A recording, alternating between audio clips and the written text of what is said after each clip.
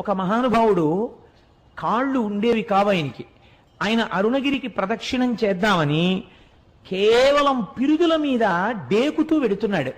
వెడుతుంటే చచ్చు పడిపోయినటువంటి కాళ్ళు తిరిగి సత్తువని పొంది ఆయనకి కాళ్ళు వచ్చాయి.